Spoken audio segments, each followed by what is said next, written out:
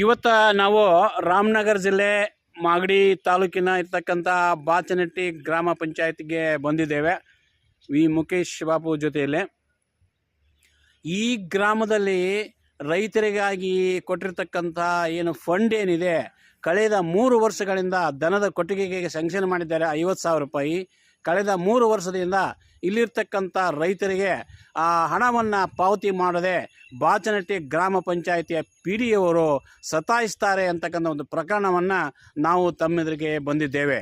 ಬನ್ನಿ ನೋಡೋಣ ಯಾವ ರೀತಿಯಾಗಿ ಅವರು ತೊಂದರೆಯನ್ನು ಅನುಭವಿಸ್ತಾ ಇದ್ದಾರೆ ರೈತರು ಅಂತಕ್ಕಂಥ ಒಂದು ಮಾಹಿತಿಯನ್ನು, ಸಂಪೂರ್ಣ ಮಾಹಿತಿಯನ್ನು ನಾವು ನಿಮಗೆ ಕೊಡ್ತಾ ಇದ್ದೇವೆ.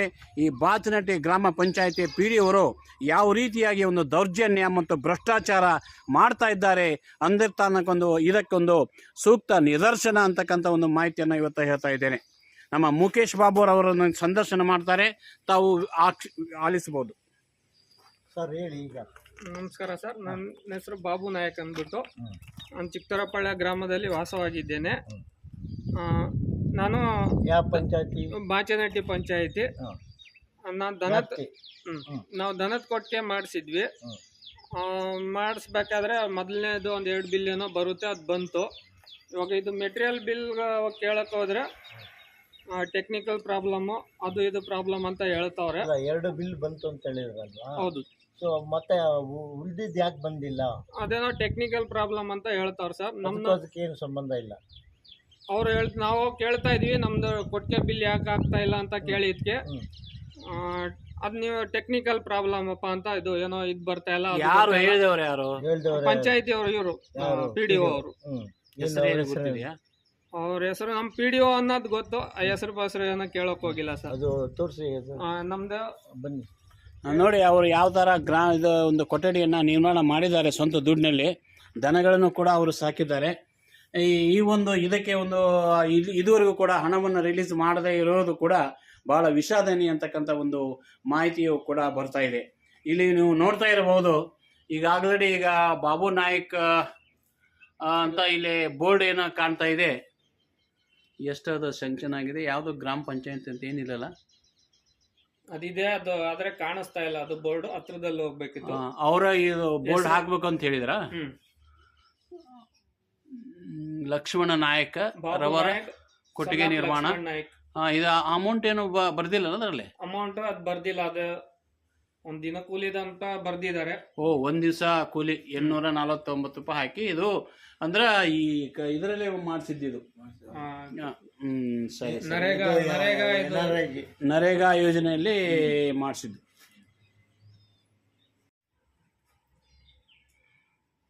ನಾವು ಪದೇ ಪದೇ ಹೋಗಿ ಕೇಳಿದ್ರು ಅದೇನೋ ಟೆಕ್ನಿಕಲ್ ಪ್ರಾಬ್ಲಮ್ ಅದೇ ಹೇಳ್ತಿದ್ದಾರೆ. ಈಗ 2 ಬಿಲ್ ಅಂತ ಹೇಳಿದ್ರಲ್ವಾ? 2 ಬಿಲ್ ಎಷ್ಟು ಅಮೌಂಟ್ ಬಂತು? ಒಂದು 6,000. ಓಕೆ. ಒಂದ್ 3,000 ಇದು ಕೊಡ್ತಾರೆ. ಜಾಬ್ ಕಾರ್ಡ್ ಅಂತ ಹಾಕ್ತಾರೆ, ದಿನ ಕೂಲಿದು. ಒಂದ್ 6 ದಿನದ್ದು 10 ದಿನದ್ದು ಕೂಲಿ ತರ ಅನ್ಬಿಟ್ಟು ಅದಷ್ಟು ಅಮೌಂಟ್ ಹಾಕ್ತಾರೆ. ಅದ್ 2 ಬಿಲ್ ಬಂತು. ಎಷ್ಟು ಬರ್ಬೇಕು? ಒಂದ್ 50,000 ಅಂದ್ರೆ ಇನ್ನೊಂದು 45,000 ಬರ್ಬೇಕು. ಒಂದು 3,000 6,000 ಅಷ್ಟು ಬಂದಿದೆ. ಬರಬೇಕು, ಬಂದಿಲ್ಲ. ಟೆಕ್ನಿಕಲ್ ಪ್ರಾಬ್ಲಮ್ ಅಂತ ಹೇಳ್ತಿದ್ದಾರೆ. ಅವ್ರು ಹೇಳ್ತಾ ಇದ್ದಾರೆ. ಇವಾಗ ಆಗ್ಬೋದು, ಇನ್ನೊಂದು 6 ವರ್ಷಕ್ಕೆ ಆಗ್ಬೋದು, ಆ ರೀತಿ ಹೇಳ್ತಿದ್ದಾರೆ. ಅದಕ್ಕೆ ಈಗ ನೀವು ಅಧ್ಯಕ್ಷರಿಗೆ ಏನಾದ್ರ ಇನ್ಫಾರ್ಮ್ ಮಾಡಿದೀವಿ. ಲೆಟರ್ ಕೊಟ್ಟಿಲ್ಲ, ಬರೀ ಬಾಯಿ ಮಾತಲ್ಲಿ ಹೇಳಿದೀವಿ. ಈ ತರ ಬಿಲ್ ಆಗಿಲ್ಲ ಅನ್ಬಿಟ್ಟು ಕೇಳಕ್ ಹೋದಾಗ, ನೋಡಪ್ಪ ನಾವಿದ್ದಾಗ ಇದು ಆಗಿಲ್ಲ, ಅದು ನಿಂಗೇನಾದ್ರು ಇದ್ರೆ ಲೋಕಾಯುಕ್ತಕ್ಕೆ ಹೋಗು ಅಂತ ಹೇಳಿದ್ರು. ಯಾರೋ PDO ಅವರು ಹೇಳಿದ್ರ? ಲೋಕಾಯುಕ್ತಕ್ಕೆ ಕಂಪ್ಲೇಂಟ್ ಕೊಡು ನನ್ನ ಮೇಲೆ, ನಾನು ಯಾವುದೇ ಹೆದರುದಿಲ್ಲ, ಯಾವ ಲೋಕಾಯುಕ್ತಕ್ಕೆ ಹೆದರುದಿಲ್ಲ ಅಂತ ಹೇಳಿದ್ರು. ಯಾರು ಅವ್ರ ಹೆಸರು ಗೊತ್ತಿದೆಯಾ? ಹೆಸರು ಗೊತ್ತಿಲ್ಲ. PDO ಅನ್ನೋದು ಅಷ್ಟು ಮಾತ್ರ ಗೊತ್ತು ಸರ್. ಯಾವಾಗ, ಎಷ್ಟನೇ ಸಲ? ಈ ಸಲ ಅಧಿಕಾರದಲ್ಲಿರೋ, ಇವಾಗ ಪ್ರೆಸೆಂಟ್ ಇರೋರು ಹೇಳಿದ್ರು. ಅದು ನನ್ನ ಫೀಲ್ಡಲ್ಲಿ ಆಗಿಲ್ಲ, ಬೇರೆ ಫೀಲ್ಡಲ್ಲಿ ಈ ಥರ ಮಾಡಿರ್ಬೋದು, ನೀನು ಇದ್ರೆ ಕೊಡ್ಕೋ ಅಂತ ಹೇಳಿದ್ರು. ಆದರೆ ನೀವು ಲೋಕಾಯುಕ್ತಕ್ಕೆ ಕೊಟ್ಟಿಲ್ಲ? ನಾವು ಈ ಥರ ಇದಕ್ಕೆಲ್ಲ ಲೋಕಾಯುಕ್ತಕ್ಕೆ ಹೋದ್ರೆ ಆಗುತ್ತಾ ಸರ್? ಇವತ್ತಲ್ಲ ನಾಳೆ ಆಗ್ಬೋದು ಅಂದ್ಬಿಟ್ಟು ಭರವಸೆಯಿಂದ, ಅಧ್ಯಕ್ಷರ ಮೇಲೆ ಭರವಸೆಯಿಂದ. ಮತ್ತೆ ನಿಮ್ಮವರ ಅಧ್ಯಕ್ಷರು ನಿಮ್ಮೂರವ್ರಲ್ರಿ? ಅವ್ರು ಕೇಳ್ತಾ ಇದೀವಿ, ಮಾಡಿಸ್ತೀವಪ್ಪ ಅಂತ ಹೇಳಿ. ಎಷ್ಟು ದಿವಸದಿಂದ ಬೇಕದ ಮಾಡಿಸ್ಲಿಕ್ಕೆ?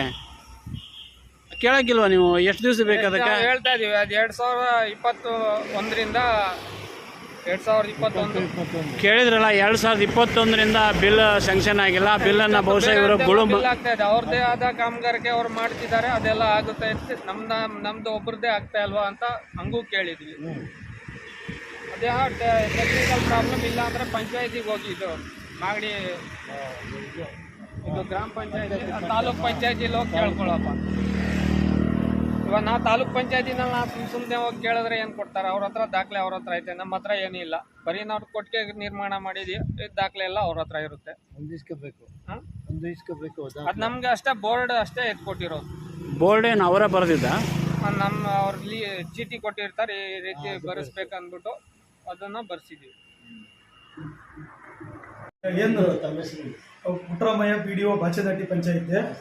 ಈಗೇನು ಚಿಕ್ಕತೊರೆಪಾಳ್ಯದ ಬಾಬು ನಾಯ್ಕ ಎನ್ನುವರು ಈ ದಂಧಕೊಟ್ಟಿಗೆ ವಿಚಾರದಲ್ಲಿ ನಮಗೆ ಮೆಟೀರಿಯಲ್ ಬಿಲ್ಲು ಪಾವತಿ ಆಗಿಲ್ಲ, ಬರೀ ಕೂಲಿ ಮೊತ್ತ ಮಾತ್ರ ಪಾವತಿ ಆಗಿದೆ. ಸುಮಾರು 3 ವರ್ಷಗಳಿಂದ ನಮಗೆ ಕೊಡ್ತಾ ಇಲ್ಲ ಅನ್ನೋದನ್ನ ಈಗ ನನ್ನ ಗಮನಕ್ಕೆ ತಂದಿದ್ದಾರೆ. ಅದ್ರ ಬಗ್ಗೆ ನಾನೆಲ್ಲ ಡೀಟೇಲ್ಸ್ ತಗೊಂಡು ಸಂಬಂಧಪಟ್ಟಂಥವ್ರ ಮಾಹಿತಿಗಳನ್ನ ಕೊಟ್ಟು ಹಿಂದೆನೂ ಕೂಡ ಕೊಟ್ಟಿದ್ದಾರೆ. ಅದಿನ್ನೂ ಯಾರೂ ಕೂಡ ಸ್ಯಾಲ್ಯೂ ಮಾಡಿಲ್ಲ. ಈಗ ನನ್ನ ಗಮನಕ್ಕೆ ಬಂದಿದೆ.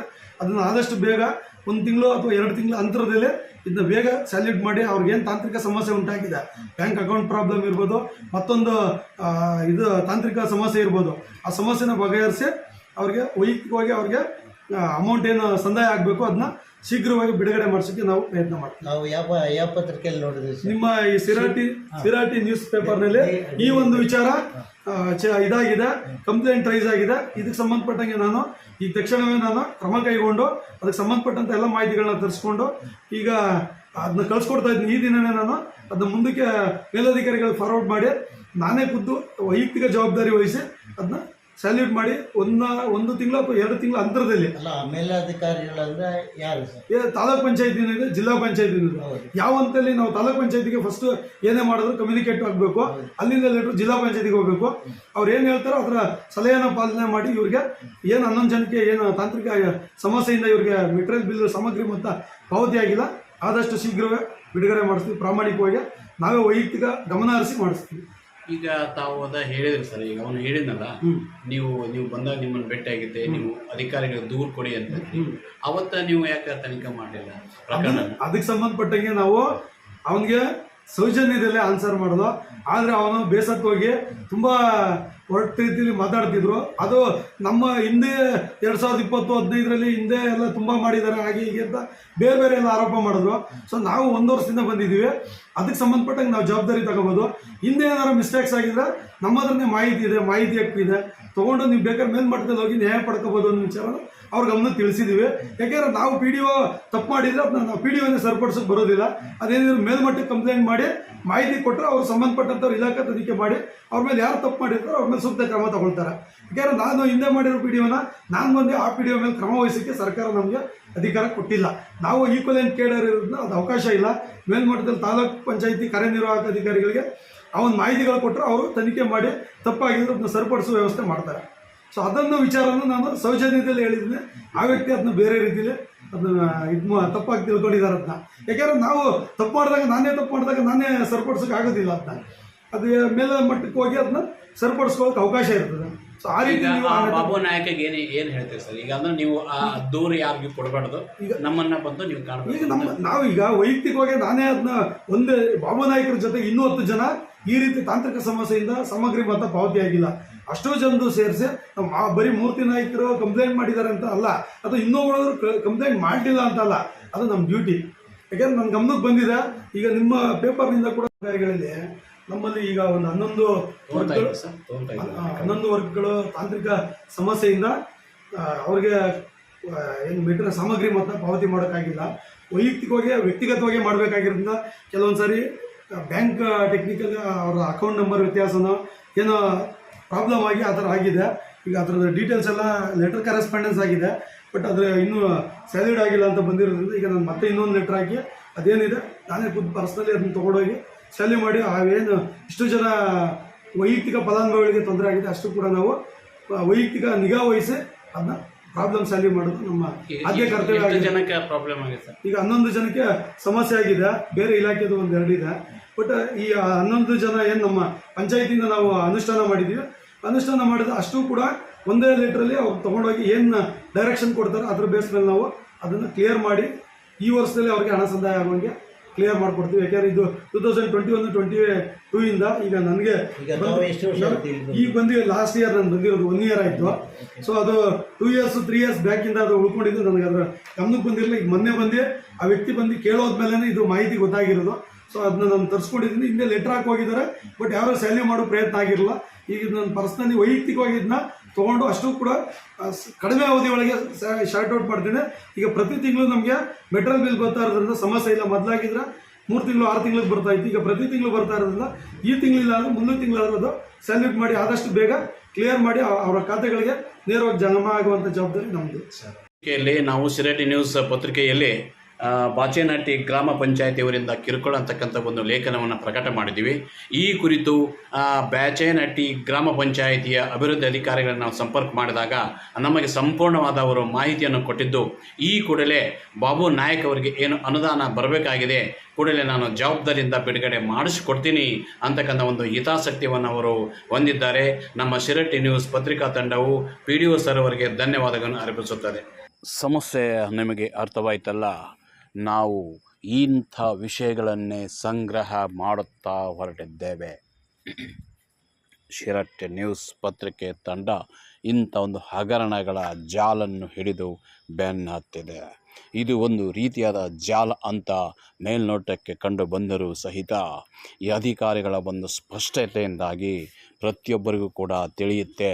ಕ್ಲರಿಕಲ್ ದೋಷದಿಂದ, ಸಿಬ್ಬಂದಿಗಳ ಒಂದು ಅಲಕ್ಷ್ಯತನದಿಂದ ಈ ರೀತಿಯಾದ ಒಂದು ಪ್ರಕರಣಗಳು ಬೆಳಕಿಗೆ ಬರುತ್ತವೆ. ಸಿರಟಿ ನ್ಯೂಸ್ ಪತ್ರಿಕೆಯ ತಂಡ ಬೆಳಕಿಗೆ ತಂದಿದ್ದು ಒಂದೇ ಒಂದು ಪ್ರಕರಣ, ಬಾಬು ನಾಯಕ್ ಪ್ರಕರಣ. ಆದರೆ ಈ ಒಂದು ಪ್ರಕರಣದ ಬೆನ್ನು ಹತ್ತಿ ಪಂಚಾಯತ್ ಅಭಿವೃದ್ಧಿ ಅಧಿಕಾರಿಯನ್ನು ಭೇಟಿಯಾದಾಗ ಅಲ್ಲಿ ಗುರ್ತಾಗಿದ್ದು ಒಟ್ಟು 13 ಪ್ರಕರಣಗಳು. ಈ ರೀತಿಯಾದ ಪ್ರಕರಣಗಳು ಹಣವನ್ನು ಕೊಡುವುದೇ 2021ರಿಂದ ಸತಾಯಿಸುತ್ತಿದ್ದಾರೆ ಅಂತಕ್ಕಂಥ ಒಂದು ಮಾಹಿತಿಯು ನಮಗೆ ಲಭ್ಯವಾಗಿದೆ ಸ್ನೇಹಿತರೆ. ಇದು ಒಂದು ಬಹಳ ಅಪರೂಪದ ಪ್ರಕರಣ. ನಾವು ಪ್ರತಿಯೊಂದು ಮನೆಗೂ ಕೂಡ ವಿಸಿಟ್ ಮಾಡಿ ಅವರಿಗೆ ಯಾವ ಕಾರಣಕ್ಕಾಗಿ ಹಣ ಬಂದಿಲ್ಲ, ಎಷ್ಟು ಬಂದಿಲ್ಲ, ಏಕೆ ಬಂದಿಲ್ಲ ಅಂತಕ್ಕಂಥ ಒಂದು ಮಾಹಿತಿಯನ್ನು ಸಂಗ್ರಹ ಕಾರ್ಯದಲ್ಲಿ ತೊಡಗುತ್ತೇವೆ. ಈ ಒಂದು ವಿಷಯ ಕುರಿತು ಪಂಚಾಯತ್ ಅಭಿವೃದ್ಧಿ ಅಧಿಕಾರಿಗಳನ್ನು ಕೇಳಿದಾಗ ಅವರು ಕೂಡ ಕ್ಲರಿಕಲ್ ಸಿಬ್ಬಂದಿಗಳನ್ನು ಕರೆದು ವಿಚಾರಣೆ ಮಾಡಿದರು. ಆದರೆ ಕ್ಲರಿಕಲ್ ಸಿಬ್ಬಂದಿಗಳ ಹೇಳಿಕೆಯ ಪ್ರಕಾರ ಇಲ್ಲಿ ಟೆಕ್ನಿಕಲ್ ದೋಷ ಇದೆ ಅಂತಕ್ಕಂಥ ಒಂದು ಈ ಗ್ರಾಮ ಪಂಚಾಯತಿಯಲ್ಲಿ ಸಾರ್ವಜನಿಕರಿಂದ ಬರ್ತಕ್ಕಂಥ ದೂರು ಪುಸ್ತಕವನ್ನು ಮೇಂಟೈನ್ ಮಾಡಿಲ್ಲ. ಯಾವ ವ್ಯಕ್ತಿ ದೂರು ಕೊಡ್ತಾನೆ, ಯಾವ ಗ್ರಾಮದಲ್ಲಿ ಸಮಸ್ಯೆ ಇದೆ, ಯಾವ ರೀತಿಯ ವಿಚಾರವಾಗಿ ತನಿಖೆ ಮಾಡಬೇಕು ಅಂತಕ್ಕಂಥ ಒಂದು ಮಾಹಿತಿಯ ಪುಸ್ತಕ ಈ ಗ್ರಾಮ ಪಂಚಾಯತಿಯಲ್ಲಿ ಇಲ್ಲ ಅಂತಕ್ಕಂಥ ಒಂದು ಮಾಹಿತಿಯು ನಮಗೆ ಲಭ್ಯವಾಗ್ತಾ ಇದೆ. ಆದ್ದರಿಂದ ಕೊನೆಯದಾಗಿ ಹೇಳುವುದಿಷ್ಟೇ, ಸಾರ್ವಜನಿಕರಿಂದ ಬಂದಿರತಕ್ಕಂಥ ಸಮಸ್ಯೆಗಳ ಕುರಿತು ಗಂಭೀರ ಚಿಂತನೆಯನ್ನು ಮಾಡಬೇಕು. ಅವರು ಹೇಳುವ ಒಂದು ಕಡತವನ್ನು ರಚನೆ ಮಾಡಿ ದೂರನ್ನು ಸ್ವೀಕಾರ ಮಾಡಿಕೊಂಡು ಇದಕ್ಕೆ ಕಾರಣವೇನು ಅಂತಕ್ಕಂಥ ಒಂದು ಮಾಹಿತಿಯನ್ನು ಸಂಗ್ರಹ ಮಾಡೋದು ಪ್ರತಿಯೊಂದು ಗ್ರಾಮ ಪಂಚಾಯತಿಯ ಪಂಚಾಯತ್ ಅಭಿವೃದ್ಧಿ ಅಧಿಕಾರಿಯ ಕೆಲಸವಾಗಿರುತ್ತದೆ. ಆದರೆ ಇಲ್ಲಿ ಪಂಚಾಯತ್ ಅಭಿವೃದ್ಧಿ ಅಧಿಕಾರಿ ಕಾರ್ಯಕ್ಷಮತೆಯಿಂದ ಇದ್ದರೂ ಕೂಡ ಈ ಒಂದು ಪ್ರಕರಣದಲ್ಲಿ ಬಾಬು ನಾಯ್ಕರವರ ಪ್ರಕರಣದಲ್ಲಿ ಅಲಕ್ಷ್ಯತನವನ್ನು ತೋರಿದ್ದಾರೆ ಅಂತಕ್ಕಂಥ ಒಂದು ಮಾಹಿತಿಯು ನಮಗೆ ಗುರ್ತಾಗ್ತಾ ಇದೆ. 2021ರ ಪ್ರಕರಣ ಇದುವರೆಗೂ ಕೂಡ ಒಂದು ತಮ್ಮ ಗಮನಕ್ಕೆ ಬಂದಿಲ್ಲ ಅಂತಂತಂದರೆ PDOವನ್ನು ಯಾವ ರೀತಿಯಾಗಿ ನೀವು ಕಾರ್ಯವೈಖರಿಯನ್ನು ನಡೆಸ್ತಾ ಇದ್ದೀರಿ ಅಂತಕ್ಕಂಥ ಒಂದು ಸಂಶಯವೂ ಕೂಡ ನಮ್ಮಲ್ಲಿ ಬರುತ್ತದೆ. ಹಿರಿಯ ಅಧಿಕಾರಿಗಳೊಂದಿಗೆ ಸಂಪರ್ಕ ಮಾಡಿ ಹಳೆಯ ಕಡತಗಳನ್ನೆಲ್ಲ ಒಂದು ರಿವಿಷನ್ ಮಾಡಿ ಅವಕ್ಕೆ ತಕ್ಕ ಉತ್ತರವನ್ನು ಕಂಡುಕೊಳ್ಳುವುದು PDOಗಳ ಜವಾಬ್ದಾರಿಯಾಗಿರುತ್ತದೆ. ಆದ್ದರಿಂದ ಇದೇನು ತಪ್ಪೇನಲ್ಲ.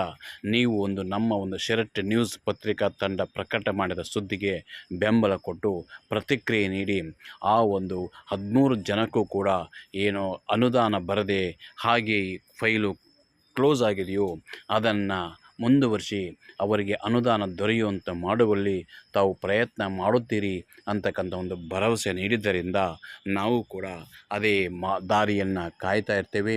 ಆದಷ್ಟು ಬೇಗ ಒಂದೇ ಒಂದು ತಿಂಗಳಲ್ಲಿ ಈ ಒಂದು ಅನುದಾನವನ್ನು ತಾವು ಮಂಜೂರು ಮಾಡಿ ಕೊಡಬೇಕು ಅಂತಕ್ಕಂಥ ಒಂದು ಮಾಹಿತಿಯನ್ನು ನಾನು ತಮಗೆ ಹೇಳಲಿಕ್ಕೆ ಬಯಸ್ತಾ ಇದ್ದೇನೆ. ಈ ಒಂದು ಸುದ್ದಿಯನ್ನು ಮಾಡಲು ಸಿರಹಟ್ಟಿ ನ್ಯೂಸ್ ಪತ್ರಿಕೆಯ ತಂಡದ ಸಂಪಾದಕರಾದ ಮುಖೇಶ್ ಬಾಬು ಹಾಗೂ ಬಸವೇಶ್ ಆದಿ ಮತ್ತು ಶ್ಯಾಮ್ ಸುಂದರ್ ಆದಿಯವರು ಕೂಡ ಸತತವಾಗಿ ಪ್ರಯತ್ನ ಪಟ್ಟಿದ್ದಾರೆ. ಈ ಒಂದು ಗ್ರಾಮ ಪಂಚಾಯತಿಗೆ ಭೇಟಿ ಕೊಟ್ಟು ಸಾರ್ವಜನಿಕರಿಂದ ಮಾಹಿತಿಯ ಸಂಗ್ರಹ ಮಾಡುವುದು ಬಹಳ ಒಂದು ಕಷ್ಟದ ಕೆಲಸ. ಇಂಥ ಒಂದು ಕೆಲಸ ಕಾರ್ಯಗಳು ನಡೆಯಬೇಕಾದರೆ ಸಾರ್ವಜನಿಕರ ಸಹಕಾರವು ಕೂಡ ಬೇಕಾಗುತ್ತದೆ. ಮತ್ತು ಈ ವಿಷಯದಲ್ಲಿ ನಾವು ಪ್ರತಿಯೊಂದು ಗ್ರಾಮ ಪಂಚಾಯಿತಿಯಿಂದಲೂ ಕೂಡ ಒಂದು ಪತ್ರಿಕೋದ್ಯಮದಲ್ಲಿ ಆಸಕ್ತಿ ಇರತಕ್ಕಂಥ ಹುಡುಗರನ್ನು, ಯುವಕರನ್ನು, ಯುವತಿಯರನ್ನು ನಾವು ನೇಮಕಾತಿಯನ್ನು ಈ ಒಂದು ಕೆಲಸಕ್ಕಾಗಿ ಮಾಡಿಕೊಳ್ತಾ ಇದ್ದೇವೆ. ಆದ್ದರಿಂದ ಆಸಕ್ತ ಒಂದು ಯುವಕ ಯುವತಿಯರು ನಮ್ಮ ಒಂದು ತಂಡದಲ್ಲಿ ತಾವು ಕೂಡ ಸೇರ್ಪಡೆಯಾಗಿ ಇಂಥ ಒಂದು ಪ್ರಕರಣಗಳನ್ನು ಬಯಲಿಗೆ ತರುವಲ್ಲಿ ತಾವು ಶ್ರಮ ವಹಿಸ್ತೀರಿ ಅಂತಕ್ಕಂಥ ಒಂದು ಮಾಹಿತಿಯನ್ನು ಹೇಳ್ತಾ ಇದ್ದೇನೆ. ಮತ್ತು ಇದಲ್ಲದೆ ಈ ಒಂದು ಪತ್ರಿಕೋದ್ಯಮಕ್ಕೆ ಕೂಡ ಎಲ್ಲರೂ ಮುಕ್ತ ಒಂದು ಧನ ಸಹಾಯವನ್ನು ಮಾಡುವ ಮುಖಾಂತರವಾಗಿ ನಮಗೆ ಒಂದು ಹೆಚ್ಚು ಸ್ಫೂರ್ತಿಯಾಗುತ್ತೆ. ಹೆಚ್ಚು ಇಂಥ ಪ್ರಕರಣಗಳನ್ನು ಬೆಳಕಿಗೆ ತರಬೇಕು ಅಂತಕ್ಕಂಥ ಒಂದು ಆಸೆ, ಯೋಜನೆ ನಮ್ಮಲ್ಲಿ ಅಳವಡಿಸುತ್ತೆ. ನಮ್ಮ ಈ ಒಂದು ವಿಡಿಯೋವನ್ನು ನೋಡ್ತಿರ್ತಕ್ಕಂಥ ಪ್ರತಿಯೊಬ್ಬರಿಗೂ ಕೂಡ ನಾವು ಮನವಿ ಮಾಡ್ತೇವೆ. ನಿಮ್ಮ ಗ್ರಾಮ, ವಾರ್ಡು, ತಾಲೂಕು, ಜಿಲ್ಲೆ, ರಾಜ್ಯದ ಯಾವುದೇ ಮೂಲೆಯಲ್ಲಿ ಕೂಡ ಹಗರಣಗಳಾದರೂ ಕೂಡ ನಮ್ಮ ಗಮನಕ್ಕೆ ತನ್ನಿ. ಅವುಗಳನ್ನು ಪ್ರಚಾರ ಮಾಡಿ, ಪ್ರಕಟಣೆ ಮಾಡಿ, ನಮ್ಮದೊಂದು ಮುದ್ರಣ ಮಾಧ್ಯಮವೂ ಕೂಡ ಇದೆ, ಅದರಲ್ಲಿ ಪಬ್ಲಿಷ್ ಮಾಡಿ ನಿಮ್ಮ ಒಂದು ಸಮಸ್ಯೆಗಳಿಗೆ ನಾವು ಸೂಕ್ತವಾದ ಪರಿಹಾರವನ್ನು ಸಂಬಂಧಪಟ್ಟ ಅಧಿಕಾರಿಗಳಿಂದ ಪಡೆದು ಆ ಒಂದು ತೊಂದರೆ ನಿವಾರಣೆ ಆಗುವಂತೆ ನಾವು ಮಾಡುತ್ತೇವೆ ಅಂತಕ್ಕಂಥ ಒಂದು ಮಾಹಿತಿಯನ್ನು ಇವತ್ತು ಹೇಳ್ತಾ, ಇದರಲ್ಲಿ ನಮ್ಮ ನಂಬರನ್ನು ಕೊಟ್ಟಿದೆ, ಆ ನಂಬರನ್ನು ಸೇವ್ ಮಾಡಿಕೊಳ್ಳಿ. ಯಾವುದೇ ಪರಿಸ್ಥಿತಿಯಲ್ಲಿಯೂ ಕೂಡ ನಮ್ಮನ್ನು ಸಂಪರ್ಕ ಮಾಡಿದಲ್ಲೇ ನಾವು ನಿಮಗೆ ಸಹಾಯವನ್ನು, ಬೆಂಬಲವನ್ನು ಕೊಡ್ತೇವೆ ಅಂತಕ್ಕಂಥ ಒಂದು ಮನವಿ ಮಾಡ್ತಾ ಇದ್ದೇನೆ. ನಮ್ಮ ಚಾನಲ್ಗೆ ನೀವು ಸಬ್ಸ್ಕ್ರೈಬ್ ಆಗಿ ಬೆಲ್ ಐಕಾನ್ ಬಟನ್ ಒತ್ತಿ ಸಂಪೂರ್ಣ ನಮ್ಮೊಂದಿಗೆ ನೀವು ಜೊತೆಯಾಗಿರಿ ಅಂತಕ್ಕಂಥ ಒಂದು ಮಾಹಿತಿಯನ್ನು ಹೇಳ್ತಾ ಈ ಒಂದು ವಿಡಿಯೋವನ್ನು ಮುಗಿಸ್ತಾ ಇದ್ದೀನಿ. ಎಲ್ಲರಿಗೂ ನಮಸ್ಕಾರ.